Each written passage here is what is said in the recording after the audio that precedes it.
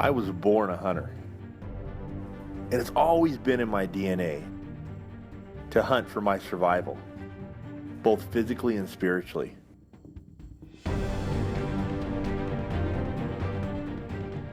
I was raised a steward of the land.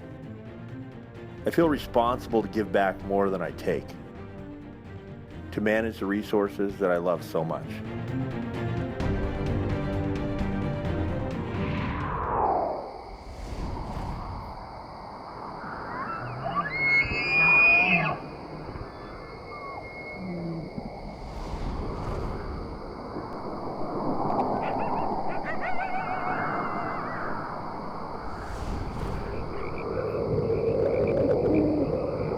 Western Extreme, brought to you by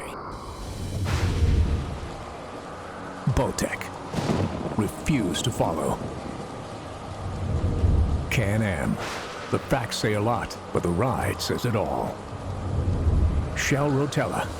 The engine oil that works as hard as you. Irish Setter Boots. The hunt never ends. Academy Sports and Outdoors. Right stuff, low price, every day. Brought to you by Firestone. Whatever you drive, drive a Firestone.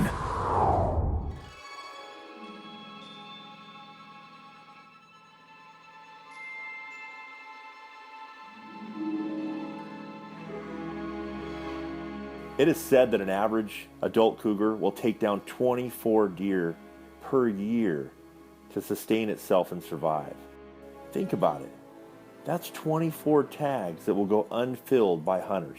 Imagine if 24 deer lived within a half a mile of your house and you saw them every day, and then they weren't there anymore. How many cats are there? How many could one drainage take and still have game management worthy? Think about it. 12 years worth of tags in a 2-tag draw unit for trophy deer. 12 years worth of deer taken by one cougar. Managing our predator population is extremely important for our future generations and making sure that we're keeping the numbers in check. They're really important animals too, and they're part of the ecosystem, but they have to be managed like every other animal. In the same way that we're managing our deer and our elk herds, these have to be kept in check in order for everything to work in the full cycle.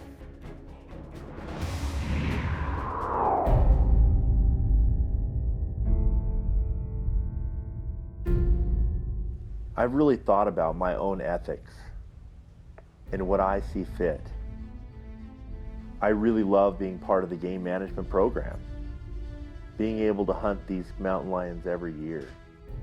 I don't want to take out every cat that I see. I believe that they're an incredible animal that becomes part of our western states and the importance of them. But I do think that they need to be in check. And for me, being able to do that is taking a mature Tom. There's just something about it. It's one of the most eerie feelings, knowing that I've been close to potentially hundreds of them, but yet you never see them. And without a dog, being able to take one would be nearly non-existent. This hunt really is not about the shot. It's about the experience. It's about exhausting yourself, being a caretaker of the dogs, and managing the animal. It's about finding the track. It really is about witnessing this extraordinary tale, the ultimate predator. Just getting a look at him is worth the effort.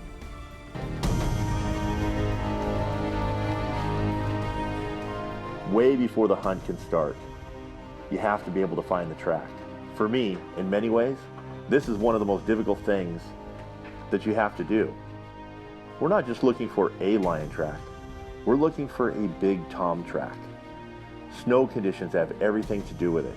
You start out in the middle of the night, running the sleds up and down every trail, going for miles and miles and miles, wondering if the snow conditions are just right. So it's not snowing and filling the track of a cat that potentially might have just crossed a small trail. And then when you do find a track, is it too old? Can we go on it? Does it have enough scent in it? How many hours are we behind it? These are all the things that go through our mind in order for us to wonder whether we're on the right journey, we're going in the right direction. Those cats live in some of the most remote places. They follow the snow line where a lot of the deer and the elk have actually moved down into lower elevations during this time of the year. Out on the rock cliffs, there's been times where I've been looking for the right track for over 22 days straight, wondering whether I'm ever going to find that one special track that's fresh enough, that the dogs can take up, that's not in too deep a snow that'll outrun the dogs. The anticipation is overwhelming. And to think, when the chase is all over, you're going to be walking up to a tree and look eye to eye with one of North America's greatest predators, one that is so sly, so keen.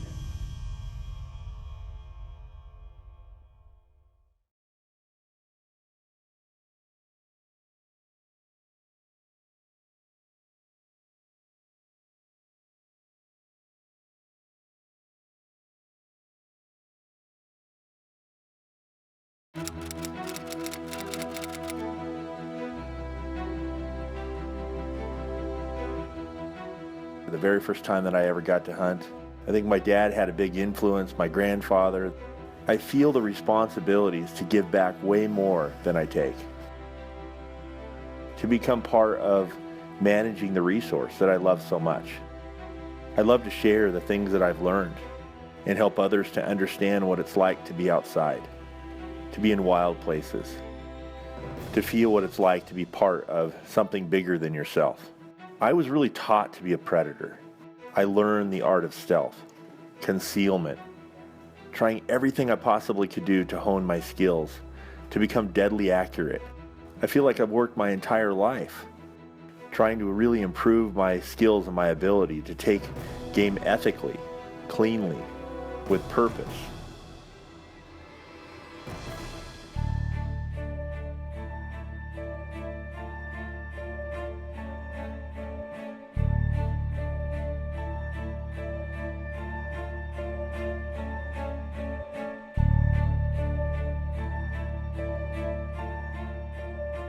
There's only so much you can tell by a track. So it's not unlikely that you would get to a tree and you would have a mature female. And you have a choice. Do you take the mature female or do you wait for a big tom? But as any big cat hunter would tell you, females leave tracks. Females allow us to train the dogs. Females really are bait for the big mature toms that we're looking for. We don't want to kill every mountain lion in every drainage. We want them to thrive and survive just like every other animal that's important to our western states. But it's really about picking those big mature toms. And so there's several ways that you can tell. One way is to look up underneath the tail and see if there's a big black ring. And if there is, you definitely know that it's a mature tom. But when you get that really big tom in the tree, all muscular, you can tell by the girth around his forearms. The female heads are a lot smaller than the males. It only makes sense that if these predators are really kept in check, that there's going to be more opportunity for hunters and wildlife to take that game home for their families. And to be able to hunt these predators is extremely exciting. And it is such a different hunt than hunting a deer or an elk or a moose or even a bear. You know, being a good steward and being ethical and wearing a hunter badge means that we're helping balance that we truly have dominion over the animals that we're responsible for. You know, many times nature serves herself and her own needs.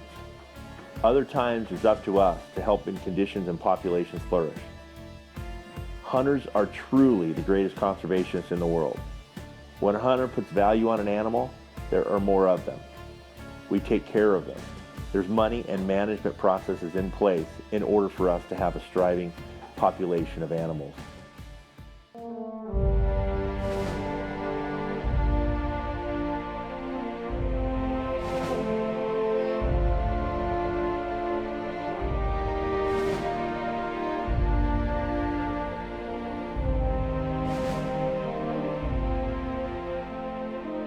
You can't hunt with these dogs without really learning to respect them.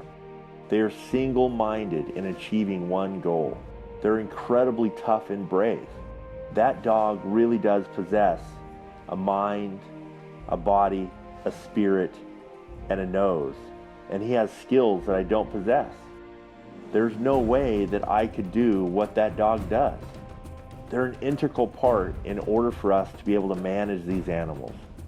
And without them, if you look at all the statistics out of all of the numbers of cats taken in units and in states, we're pursuing mountain lions without a dog, the numbers are low. We've got to be able to keep them in check. They're really affecting our deer and elk and our moose numbers. Following these trackers is an exciting and exhausting episode. We may not always keep up, but we always need to catch up. When the cat is found and treed, we're there. We get to look eye to eye with one of North America's greatest predators. It's one of the most exciting hunts you'll ever go on.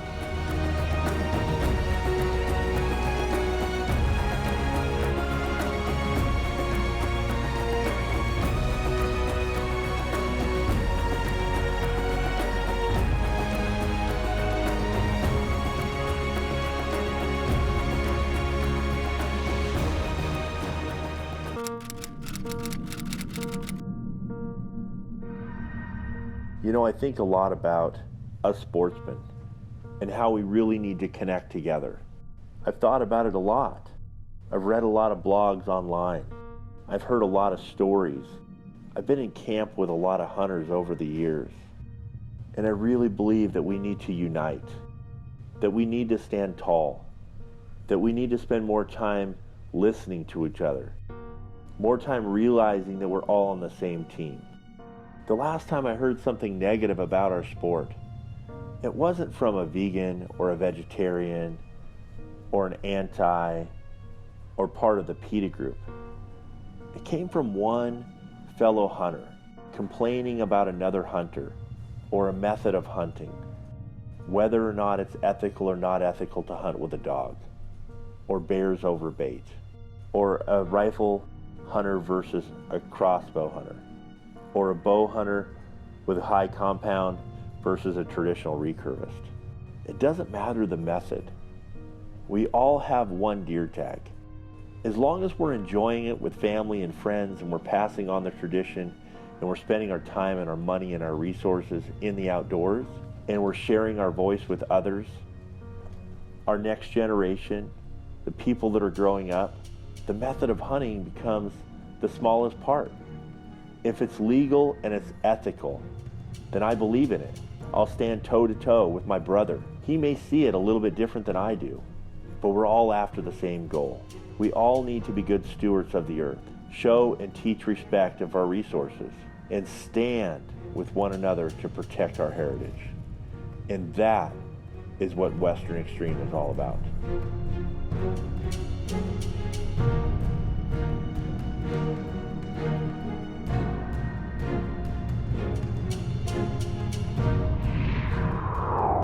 Well, here it is, another day and another cat track. We're on a really big tom today. The only problem is we're behind this track from probably about 25 hours, but right here we can see his stride and how he's come up in there. We're gonna go ahead and measure. Okay, I'm there at the front. We have 45 inches. A 45-inch stride. That's a really, really big mountain lion. Out here in British Columbia, the biggest cats in the world live here. We measured one a couple of days ago at 47. And so this is a really big, mature tom, exactly what we're looking for. You know, sometimes the pads can kind of like fool you, but the stride is really where it's at.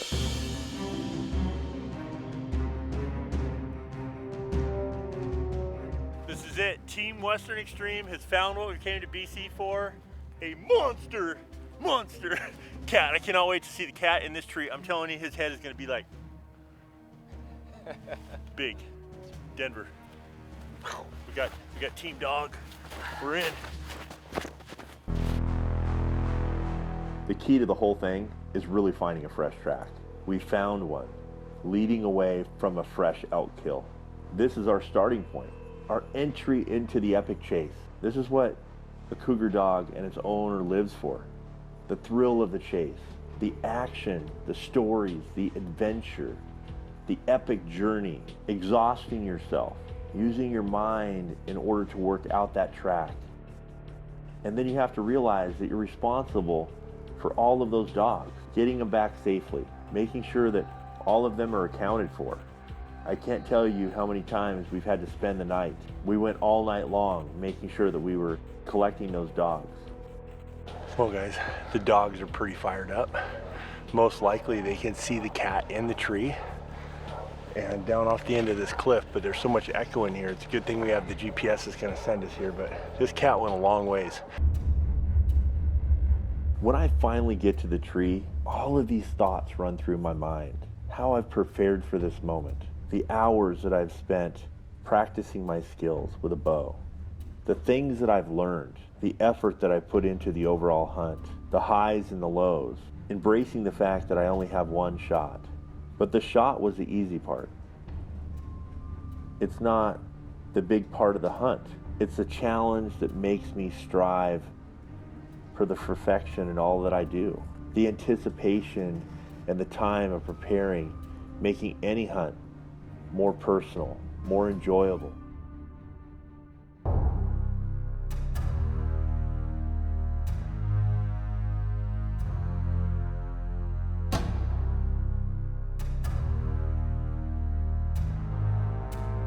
When you get to that tree and you look and it's that first glimpse, it's most likely the very first time that a predator and a hunter have ever laid eyes on each other.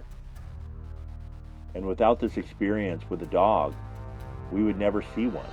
Here's an animal that lives right where we live.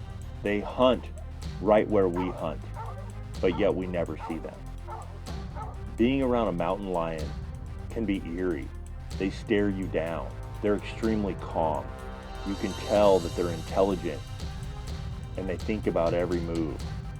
They're so sly. The ultimate predator in North America.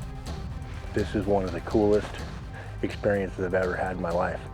I've been able to hunt mountain lions, all over the West, and he literally treed on the edge of this huge cliff. And this is a really big, mature tom. We're gonna go ahead and take this tom. And this guy is responsible for tagging 24 hunters out. He'll kill 24 animals in the course of a year, one cat. And so it's really important that we're keeping these things in check. And this is a big adult tom. This is exactly what we're looking for. But this is a really, really amazing quest and an animal that you have to respect. It lives and hunts right where we hunt, and we never see them. And it's just a spectacular, spectacular moment. The final thought as I approach this treed cat are ones of wonder at the creature that I love to chase. A finality because we have reached the end of the pursuit. And above all the rest, I thank God above for providing this wonderful opportunity to become a predator that He really created me to be. My final silent prayer for a true heart, a steady hand, and a hope for the opportunity to do this once again.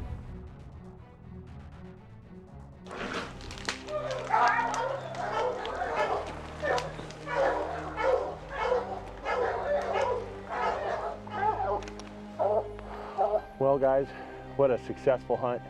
Really, really excited. I love hunting mountain lions. If any of you have never come out and experienced this entire hunt, it's different than anything you'll ever do. It's really extraordinary. My heart is filled right now. Just really, really an amazing hunt. It's humbling. I'm telling you, it's humbling to be here with them. Once exhilarating and yet bittersweet. I never really want the chase to end. It's a battle inside me. It's one of the most worthy opponents, a majestic and proud beast, a chase that I feel privileged to have been part of, to have witnessed, and to have finished. Well, our goal here on Team Western Extreme this week was to shoot a monster cat, and we have done that. Check the record books out. The largest mountain lions in the world live right here in British Columbia, right over the border from my home state of Washington, and it's extraordinary. Now, if you were ever hunted in the western United States, there'd be 6 or 7 guys checking out each canyon, running up and down with sleds, throwing the dogs out, leaving the females shooting a few toms, right? And so there's a lot of competition. But here in British Columbia, Denver here has 1,300 exclusive square miles to be able to hunt in. Think about that.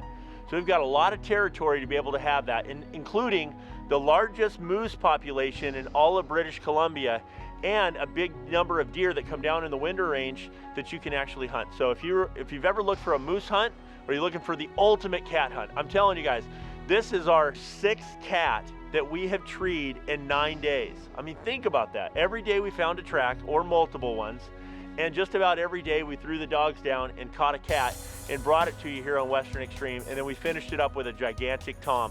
If you've always wanted to go on the ultimate cat hunt, I want you to close your eyes and I want you to remember the single largest outfitter name we've ever shown here on Western Extreme. Okay, so it's K, the letter K, and then 9, and then apostrophe, then S, and then CougarCanyon.com. So think about that, K9CougarCanyon.com. Now, how did he come up with that?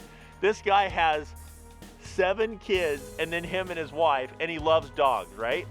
And so he's a Christian, he's super ethical, he works really hard, and I'm telling you, this is one of those great hunts, one that I'll never forget, one I had so much fun on. Denver, thank you so much, dude. We really do appreciate what you did, and this is like one of those special animals in North America that we don't get to see very often.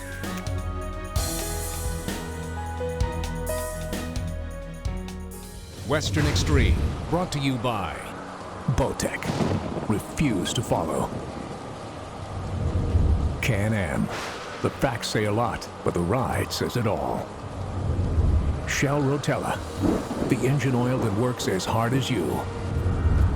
Irish Setter Boots. The hunt never ends. Academy Sports and Outdoors. Right stuff, low price, every day. Brought to you by Firestone. Whatever you drive, drive a Firestone.